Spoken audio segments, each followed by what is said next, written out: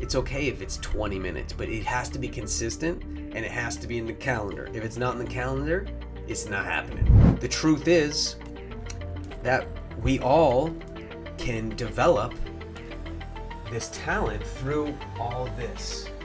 And it's the talent code. What if there was a code to creating talent? Would you buy that code? Well, you don't have to, because I'm going to share what that means via this book I just finished reading, The Talent Code by Daniel Coyle. My name is Tony Soriano, and this is the first video I'm doing where I share some of my research, some of my takeaways from what I find. So if you're the person that loves books, loves research, loves learning, and just loves never ending that learning, then stick around. I'm going to share a few awesome things today, just takeaways and some examples. So I'm using this new software where I'm able to switch my screen. So I'm going to switch my screen. There it is. So check this out. This is the book and the web page of the book. And he talks about three main things, Daniel. And it's deep practice, ignition, and master coaching. So let's talk about deep practice. And then in a moment, I'm going to share the model that he shows in this book.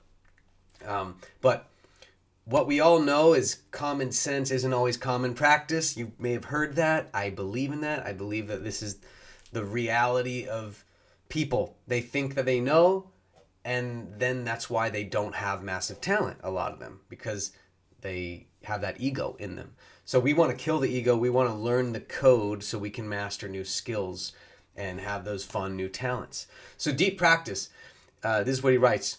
Everyone knows that practice is a key to success. What everyone doesn't know is that the specific kinds of practice can increase skills up to 10 times faster than the conventional practice. That's true, because you don't want to start something and learn it the wrong way, get to the end, and you kind of start getting frustrated and you give up because you didn't learn it right, so you weren't seeing the progress you could have had. That is essential. And then he talks about ignition. Actually, I'm going to switch over to my little other screen here. This is the code to talent, the talent code. So check this out. Deep practice is key, but you need ignition. You need to fire things. You need to get motivated so you stay in deep practice. And you need master coaching. So that means a lot of things. I threw a lot at you, but I hope you're engaged and interested. By the way, if you think that videos like this are intriguing, please support this channel, subscribe, like, leave a comment, let me know your takeaways, and I'll be doing more of these. This is my new fun zone, because I've always reading books for decades and having my own notes, but in this last couple of years, I started to share what I learn and help people hopefully be motivated to do the things they want to do from some of the knowledge that I dig up. So moving on, we have ignition. We're going to just quickly describe what he says, or read what he says here. We all need a little motivation, but what separates truly high achievers from the rest of the pack? A high level of commitment. Call it passion, born out of the deepest unconscious desires and triggered by certain primal cues. Understanding how these signals work can help you ignite passion and catalyze skill development. Ignition. These are triggers that help you stay passionate so you can basically get obsessed positively. You do have to take some breaks, but you need to get obsessed with learning new skills and creating new talents. And I say creating because it is true. After reading this book, after understanding everything that I've experienced from being really good or becoming really good at skateboarding growing up, becoming a great film director, so I'm told. I'm making money and make a living as a film director, and just other skills I've learned, like the Rubik's Cube. And this is something that I'm excited about because, see, I had a limited mindset. I thought, oh man, those people that solve those cubes, they're like super talented. They're just born with those smarts and they know how to do that math and all that. So for 20 years, I didn't touch the thing, right? The first time I did, I was like, oh, I could do it. no one was helping me, no master coaching. I just had motivation, but I didn't have deep practice. I want to show you the speed I can do this, because this is a perfect example of building what others will look at as talent. There are 43 quintillion ways to mix this up, but there's only a few ways to solve it. First, you got to make a cross on the bottom, then solve the first layer, go to the second layer, get the top, then the third layer, to make it simple. And how did I do this? I wasn't inclined to Rubik's Cube. No one said, oh, Tony, you're good at your brain, you should Rubik's Cube. No, but I broke past the limited mindset, and I decided, let me do this as an experiment. All that I've learned over the last couple decades, like, let's see if I could break through in this and prove myself wrong. And I did, and now it's been 4 or 5 months, and I've broken my record over and over. 39 seconds is my best record. I don't know what I'll get today, but I'm excited to share this with you as the example of building myelin and building talent with the talent code. Here we go. I'm going to take a peek, see if I see something. All right, here we go.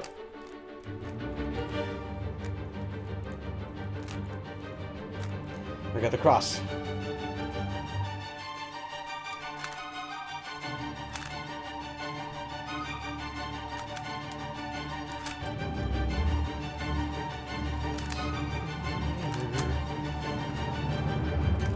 Okay, here we go.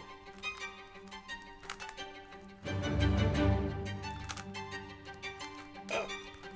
Sometimes you get locked up. All right, here we go. Yes, got the top layer, all that. Trying to not screw this up. Oh, yes. Okay, 45 seconds. I'm excited. And I didn't do that to just boast, but to bring about that I learned this. I solved this in 39 seconds. That's my record. Unbelievable to me. I broke my own record. And I did it in 3 months, where for 20 years I had the limited mindset that I couldn't. And that was just some talented individual, someone that was way smarter than me. You know, I would have had to grow up in a cube family with the right brain, with this, that, and that. But that's not the case. The truth is that we all can develop this talent through all this. And it's the talent code. And I'm not saying I am able to break that record of, 4 seconds, which is insane. But I am pushing to break my own record. And I think we all should compare ourselves to our previous selves and only be inspired when thinking and looking at others for what they do. Because then you'll just get in this destructive, sad feeling because you're like, oh, I'm not as good as that person, which isn't good. So let me share this part of the screen. Moving on. So then he talks about master coaching. What are the secrets of the world's most effective teachers, trainers, and coaches? Discover the 4 virtues that enable these talent whisperers to fuel passion, inspire deep practice, and bring out the best of their student. I am a huge fan of coaching, and I have been coached myself. I am a coach, a creative coach that speaks all about personal development and art and how to use the external, use the internal to be creative. And I believe that we're all creative, but there's so many people out there that think, no, I'm not creative. Just like I thought, oh, my brain's not really like that. I'm not talented like that. But I was wrong. And you could be wrong too. So that's why I shared that little Rubik's Cube story. And I am super excited that I just finished this book and confirmed a lot of what I've been learning over the years of me repeating skills, trying hard things, getting hurt. I'm speaking of skateboarding here. This is how I grew up. I sucked at skateboarding, right? Because you get the skateboard, you fall off. Oh, it hurts. Better adjust. Myelin builds. By the way, the myelin, I forgot to share this. Thank you for sticking with me. This is the first video in this type of format with me switching live. So, well, it's live to me. But check this out. This is what myelin looks like. Right there, there's rings. Where? Here. There you go. There. That is what's wrapping around. Every time when I was on a skateboard, for instance, every time I fired a trick, and I kind of messed up, I would start from the beginning again, and I would tweak, readjust, or I'd be coached by someone better than me, like a friend, and he would say, no, move your foot like this. I would do it, and then I would succeed. And then a little myelin, an insulation would wrap around that neuron. And in the book, he talks about it's like copper wire.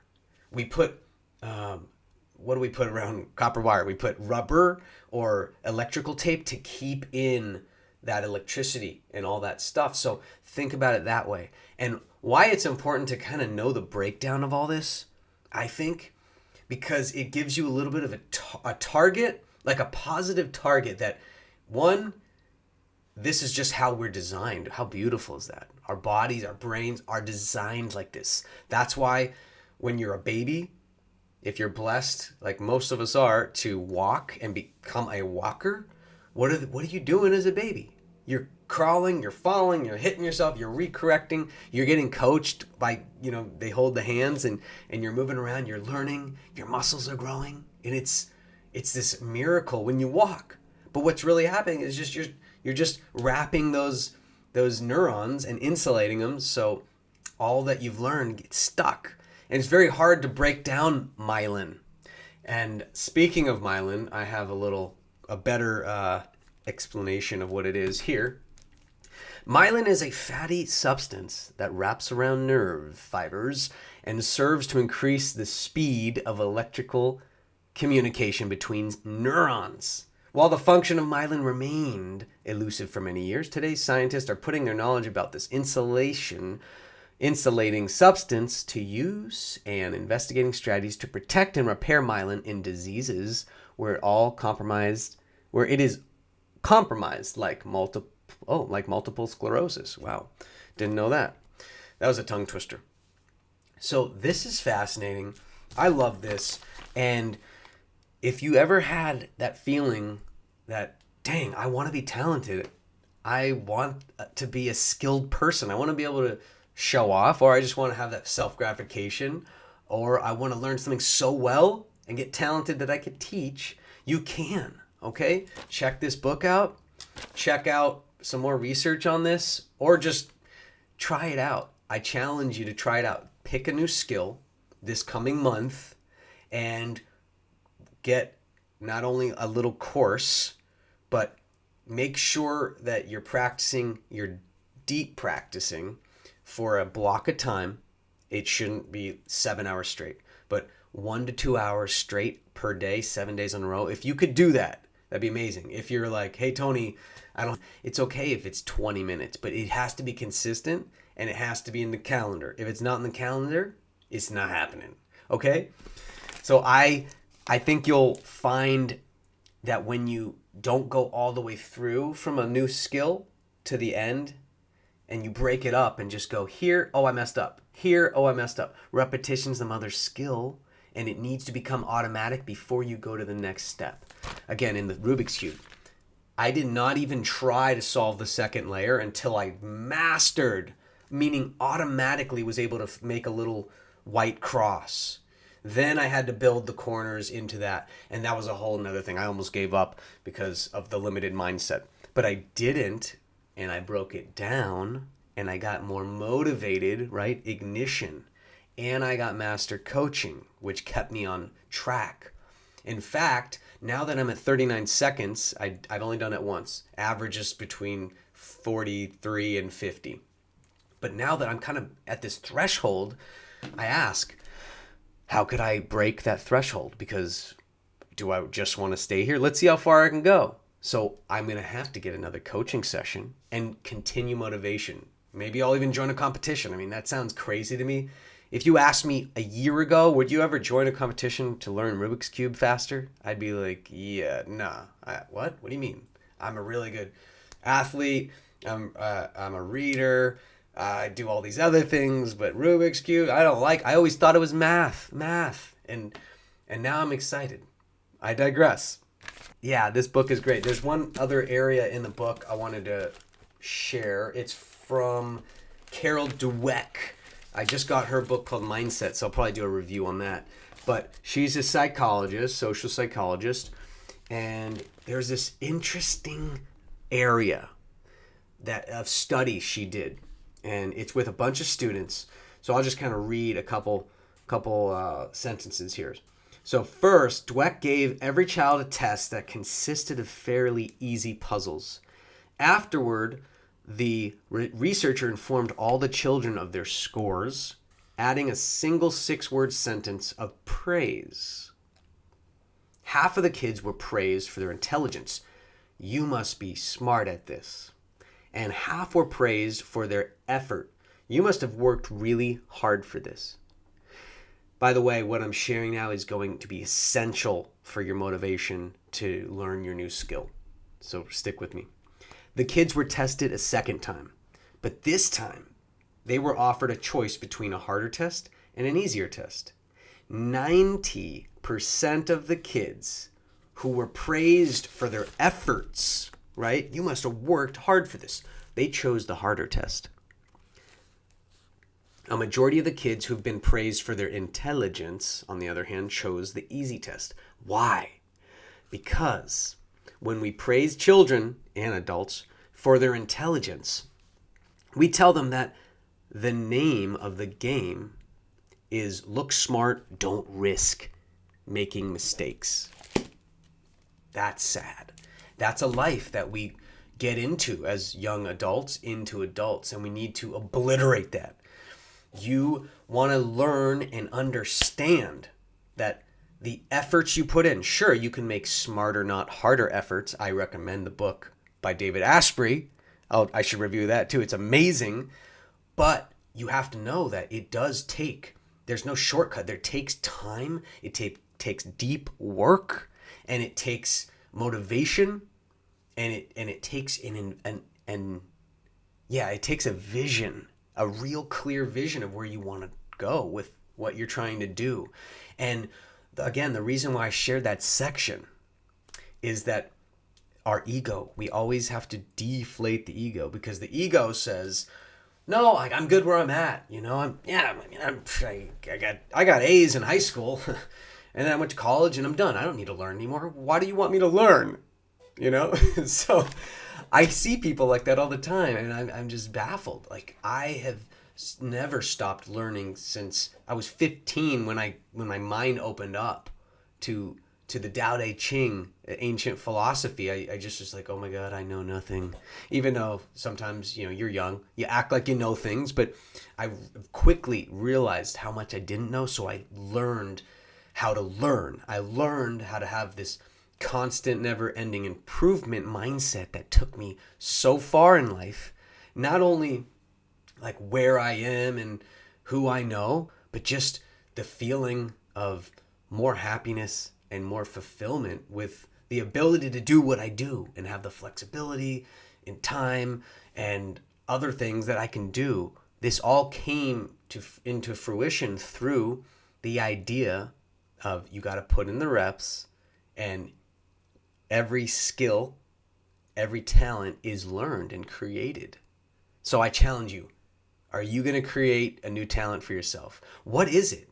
Did you ever want to play a musical instrument and get pretty good? Maybe back then you tried 3 or 4 notes for this song. You saw other kids learn it faster and you just stopped. But now that you know that you just need to wrap that myelin, right? Wrap that myelin and break it apart, you can do so. And maybe you just didn't have the right teacher, the right coach. Maybe you didn't have the motivation, but maybe you do now. So what is it for you? I want to know. Let me know in the comments. If you watched this far, thank you. Give me a like, subscribe. Please support this channel because I enjoy making these. And if you enjoy watching them, it's going to be a nice success loop for us. So that's pretty much it. I'm just going to flash this last thing one more time, because this is what the talent code is, essentially.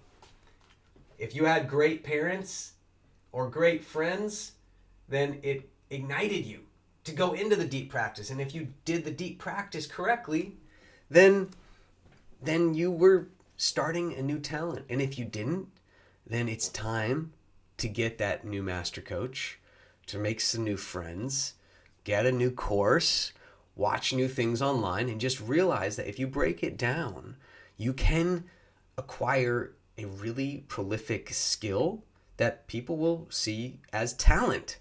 And you'll have more zest to life. You'll feel more enthusiastic. And guess what?